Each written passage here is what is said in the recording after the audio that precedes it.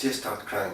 I kept saying, Mom, it's okay, I'm really happy, you have met him, he's a great guy. But she stopped listening. And we never talked about it again.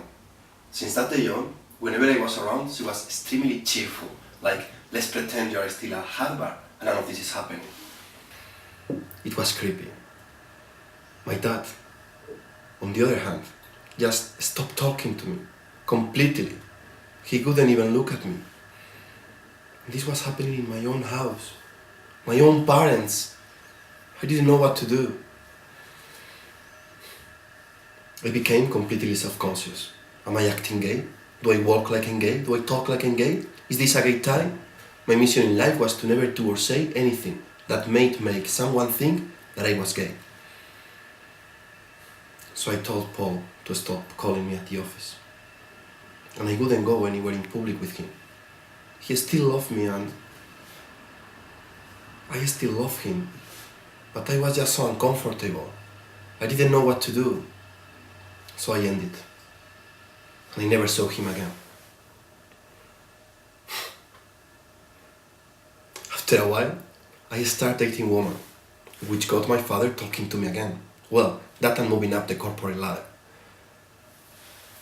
I went out with a series of nice-looking women who fell in love with me. And I couldn't figure out why I was putting up this wall. What I was going to say. I'm gay. I'm trying too hard not to be. Please be patient while I conduct this experiment.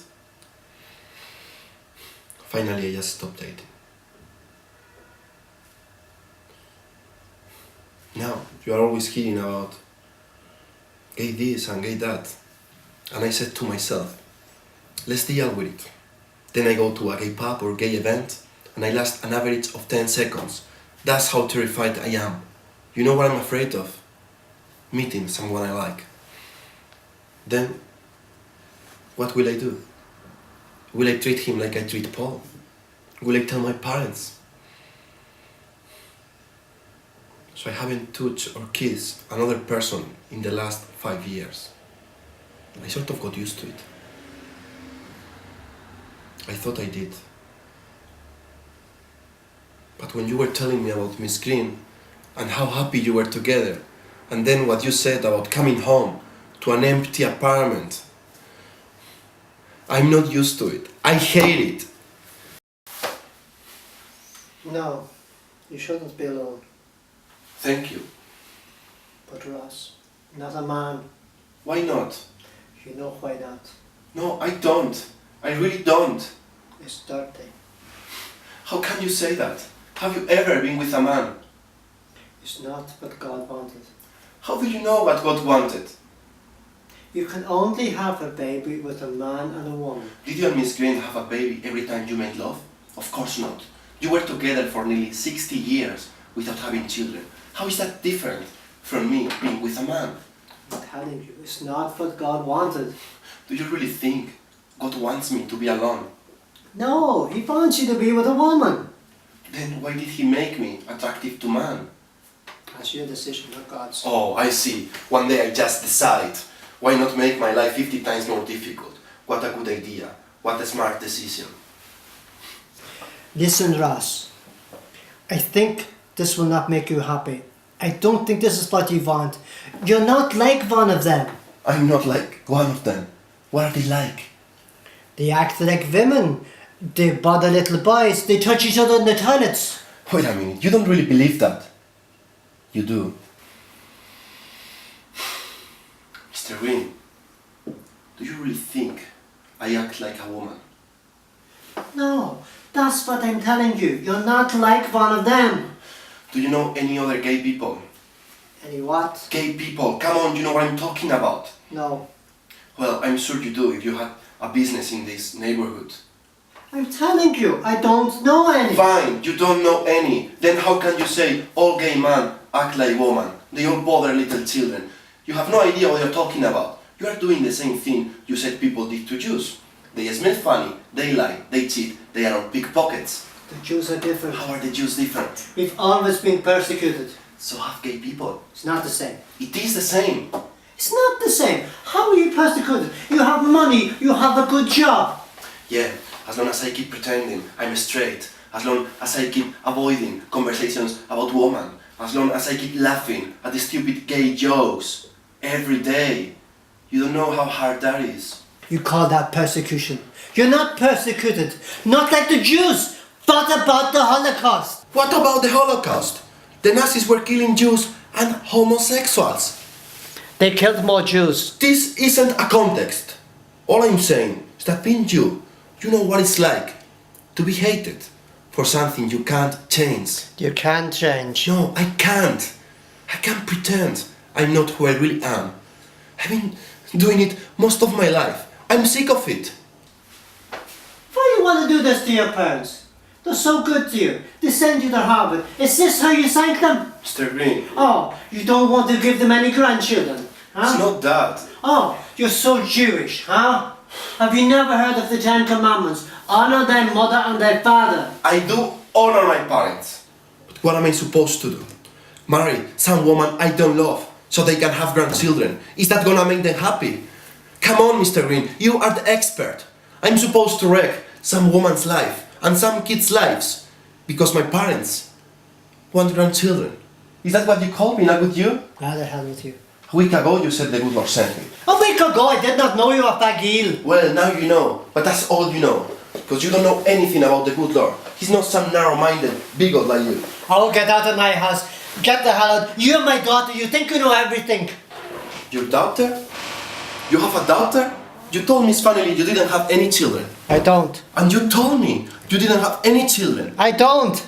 Then who are you talking about? No one. What's her name? You were leaving. What's her name? Rachel. Her name was Rachel. Did she pass away? Who knows? Where does she live? Who knows?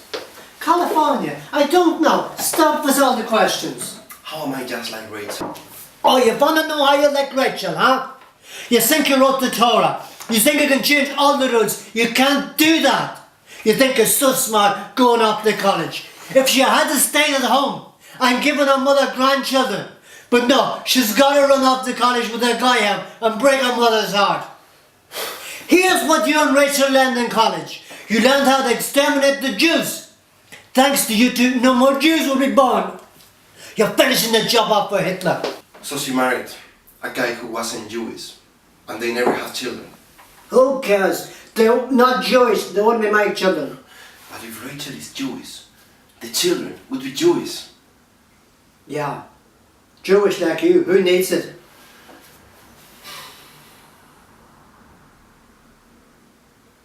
Mr. Green, does Rachel know her mom passed away? She doesn't, does she? Did your wife feel the same way as you about Rachel?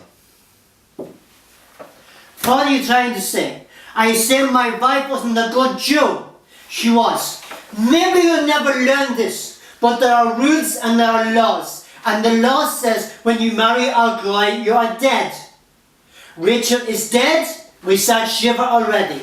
You actually said Shiva, and that was it. You never talked to her again. She had a child with that man. I thought you said they were no grandchildren. That person is not my grandchild. Very well. So she contacted you. She called from California, which is crazy to begin with. Who calls on the telephone from so far away? Yetta answered the phone and she's listening, not saying a word. I didn't know who it was. But the moment I heard the name Rachel, I took the phone. I did not want to talk to her, but I did. What did you say? I asked if she wanted to come back home. Do you know what she did? She laughed at me. You see, I was willing to take her home. As long as she was willing to leave her husband. Right.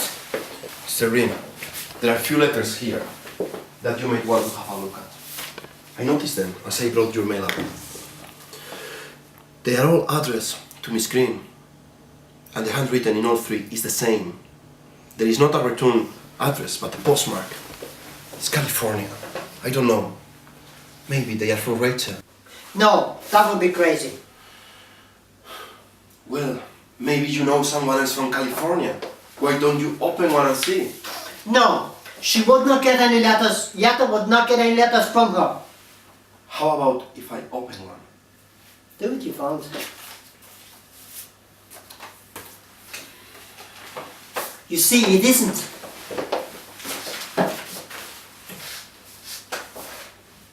This from Rachel. Oh, put it away. Go home. Dear Mom, it's a beautiful sunny Sunday in San Rafael. Everyone's home for a change, but I'm the only one awake. I love these quiet moments by myself, but I dread having too many of them next year, when all 3 kids will be away at school. I'm sure I told you that Hannah is going to Harvard. The Sullivan house will be very quiet. John and I... Hannah. That's Rachel, doctor. John and I will have to figure out what we want to do with the rest of our lives. Though there is really not much to figure out. We both want to continue teaching for as long as they will have us, and travel every summer with or without the kids. And maybe we'll dust off our famous book proposal you've heard about so many times. Every 7 years, as regular as locust, or our locust every 17 years. I'm getting a little concerned that I haven't heard from you. I know every 3 weeks is a lot, especially with Papa around the apartment all the time. So if you want to cut back to once a month or every 6 weeks, that's fine. Just let me know so I don't worry. I wish you still had the phone connected. I miss being able to talk to you, but I guess we couldn't anyway with Papa home. So please write soon and give yourself a big hug and a big kiss from John and Michael and Howard and Hannah and me. All my love, Rachel. P.S. I'll send you a new picture with my next letter. Don't throw this one away. I'm sure there is somewhere in the apartment. Papa never goes, where you can put it.